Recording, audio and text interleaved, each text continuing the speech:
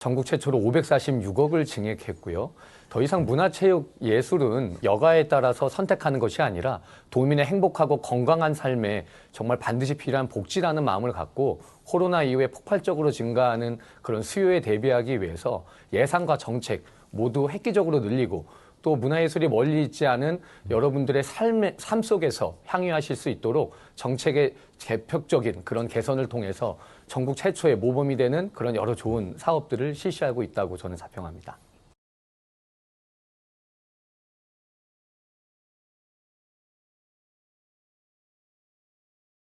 최초로 지방정부 차원에서 이 피해에 대한 실태 조사를 하고 지원위원회를 규정하고 또 2022년에 전국 최초로 151억이라는 예산을 편성해서 우리 아이들의 교육환경 개선 지원 또 우리 교원분들의 학습권 보호에 대한 그런 정책들을 전국 최초로 만들었습니다.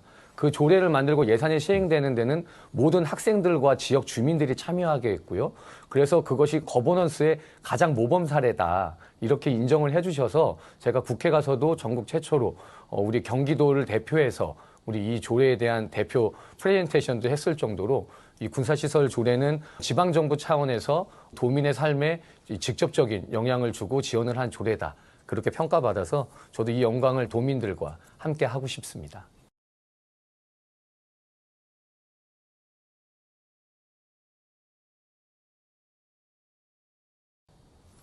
예, 이번 11대 경기도의회에서 경기도 공공체육시설 적극 개방 지원 조례를 제가 전국 최초로 제정해서 통과시켰는데요. 이 조례는 간단합니다.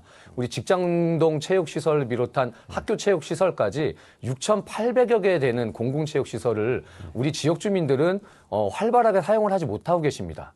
사실 방과 후나 주말에는 꽁꽁 문을 걸어 잠가서 다 조민 혈세로 지어진 이 시설을 제대로 향유하고 있지 못하신데요. 30여 개 시군에 적극적으로 개방하는 시군에는 행재정적 지원을 하도록 하고 특히 우리 학교 체육관이나 학교 시설에 관해서는 이 관리 인력에 대한 지원이나 운영비 지원을 직접적으로 함으로써 우리 도민들께서 우리 세금으로 지어진 체육시설을 마음 놓고 활용하실 수 있는 조례를 전국 최초로 경기도에서 만들고 30개 시군과 협력 체계를 구축하게 됐다. 좀 선언적인 의미가 있는 조례라고 저는 생각합니다.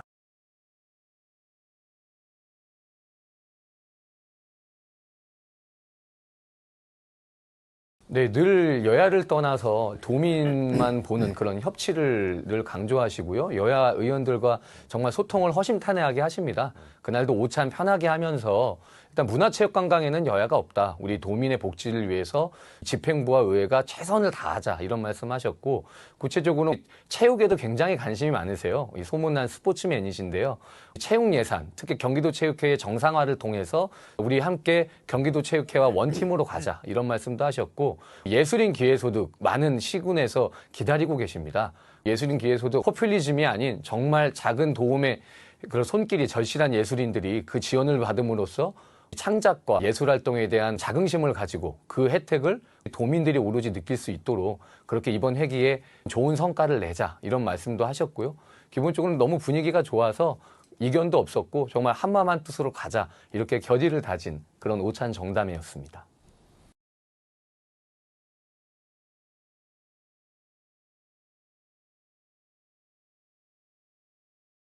수원을 포함한 경기도민께서는 군공항 및 군사시설 때문에 그런 소음 피해로 인해서 정말 일상을 잃어버리셨죠. 이 소음 때문에 아이들에게 건강에 이상이 생기고 대화 소통이 안 될 정도로 고통받고 있다는 현실은 대한민국에서는 인정할 수 없는 것입니다. 이게 여태까지 지지부진하고 있다가 2021년에 6차 공항 종합 계획이 통과됐습니다. 거기에 경기 남부 민간 공항의 건설이 반영이 됐고요. 당연히 이 법은 군공항 이전 및 지연에 관한 특별법을 근거로 하고 있습니다. 그래서 2023년에 염태영 경제부지사가 주축으로 한 경기국제공항 추진단이 형성이 됐고요. 또 그 관련된 조례도 지금 추진이 되고 있기 때문에 저는 근시안적으로 이것이 한 향후 5년 안에는 이 국가적 문제고 이것은 지극히 상식적인 문제고 또 이 성장 동력을 만들어낼 수 있는 문제이기 때문에 저는 가시적인 성과는 분명히 올해의 추진 계획이 저는 수립될 것이다. 이렇게 보여집니다.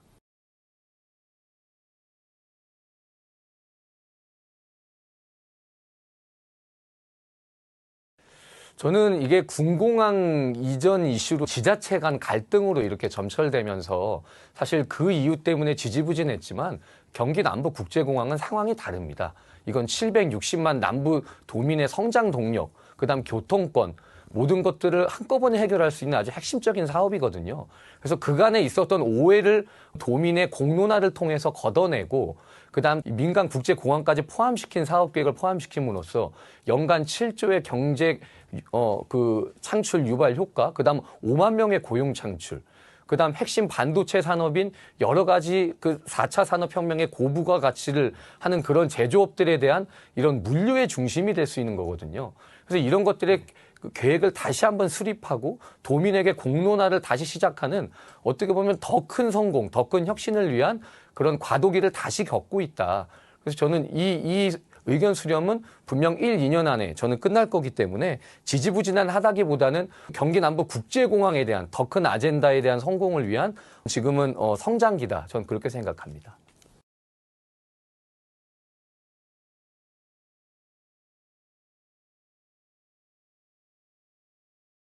일단 다시 한번 말씀드리지만 760만 경기 남부 도민을 위한 사업입니다.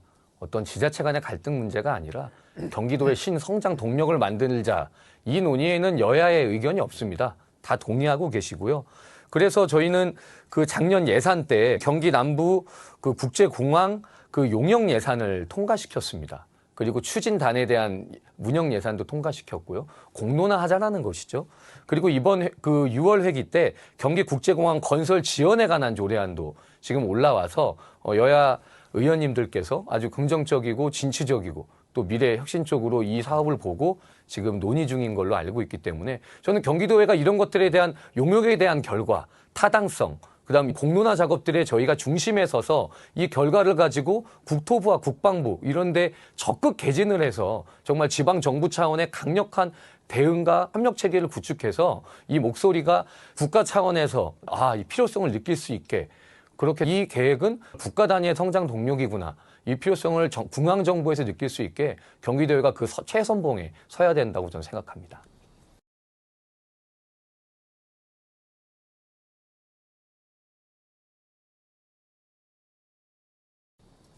네, 그 서선 R&D 사이언스 파크 조성은요, 그 수원 성균관대의 식물원 부지 3만여 평을 개발해서요, R&D 최첨단 사이언스 파크 부지로 만드는 것입니다. 요즘 R&D 산업이 국가 신 성장 동력으로 평가받고 있는데요.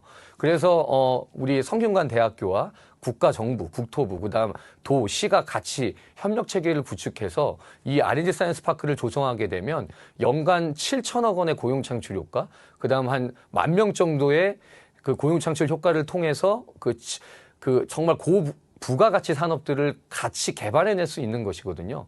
근데 이게 정쟁으로 인해서 한 10년 정도 답보 상태에 있었습니다. 굉장히 억지 주장을 했고 그것이 검찰에 깨끗하게 무혐의 판결이 나고 다시 지금 사업 추진 단계에 이뤘고요. 새로 부임하신 성대 총장님이나 우리 수원의 국회의원님들께서 또 이재준 시장님께서 강력한 의지를 갖고 계시기 때문에 원희룡 국토부 장관과 지금 되게 긍정적이고 적극적인 논의를 하고 있습니다. 요번 연도 후반기에 GB 해제, 그린벨트 해제가 통과되면 아주 사업 추진에 속도가 붙고요. 저는 이 스케줄대로 간다면 2026년도에 서선 R&D 사이언스 파크는 성공적으로 개공이 되고 우리 수원 서권 발전의 신성장 동력이 될 것이라고 저는 확신합니다.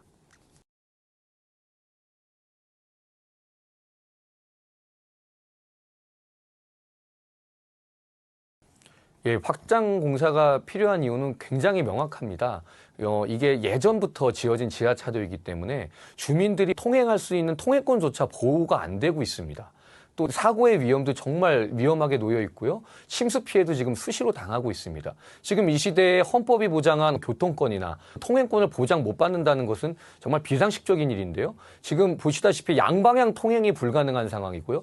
차도 요 폭과 넓이가 굉장히 좁아서 굉장히 차량이 통행되는데도 굉장히 불편한 어려움을 겪고 있습니다. 주민분들이 가장 강력하게 이것은 개선해달라고 많이 호소하셨고요. 그래서 2022년도에 이것의 사업 추진에 대한 용역 용역 예산을 확보해서 올해 안에 용역 결과가 나오게 되고요. 전 통행로를 아예 확장해서 폭과 넓이를 깔끔하게 넓히고 그다음 양방향 쌍방향 통행도 가능하게 하고 외관도 정비해서 지역 주민과 차량 통행에 전혀 불편함이 없도록 오히려 통행하고 싶고 다니고 싶은 지하차도로 그렇게 탈바꿈시키겠다. 그래서 올해 용역 결과가 나오면 내년도 한 150억 정도의 사업 예산을 편성해서 내년 6월에 사업에 착공할 계획입니다.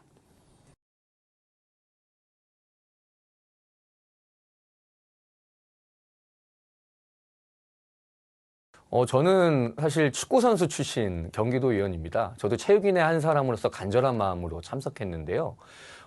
여태까지 경기도체육회가 사실 지난 10대 경기도의회 때 민선체육회로 바뀌면서 여러 성장통이 있었습니다. 그러면서 구조적인 문제, 행정적인 문제 이런 것들을 자정 노력을 통해서 또 환골 탈퇴를 통해서 여러 가지 혁신을 했고요. 그 이관돼 있는 사업들이 있습니다. 그다음 이관돼 있는 시설도 있고요. 지금 도시공사가 위탁해서 운영되고 있는 것, 체육과가 운영하고 있는 것들 이런 것들은 이제 경기도체육회가 민간 회장도 선출하셨고 또 민간 법인단체로 우뚝 섰기 때문에 체육회가 오로지 가져와서 경기도민의 건강하고 행복한 삶에 경기도체육회가 역할을 할 수 있도록 사업과 시설에 대한 이관 작업을 하자. 그다음 정상화를 6월 말부터는 시작하자. 이게 혁신 TF의 골자였고요. 또 채용 예산 같은 것들도 전폭적으로 늘려서 도민의 건강한 삶에 복지 정책으로 쓰일 수 있도록 우리 도민들이 스포츠 기본권 아래서 건강한 삶을 보장받으실 수 있도록 생활 밀착형 체육 복지 정책도 하자. 그런 논의들이 좀 대승적으로 있었습니다.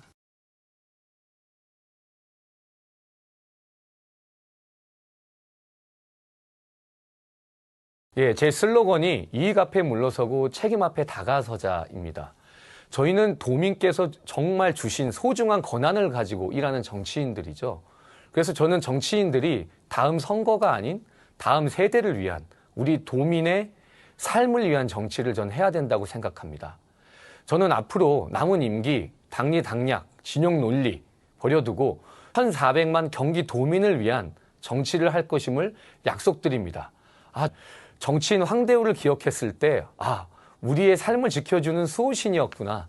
내가 정말 선거장에 나가서 행사한 한 표가 헛되이 되지 않았구나. 그럼에도 불구하고 우리가 믿을 것은 정치구나.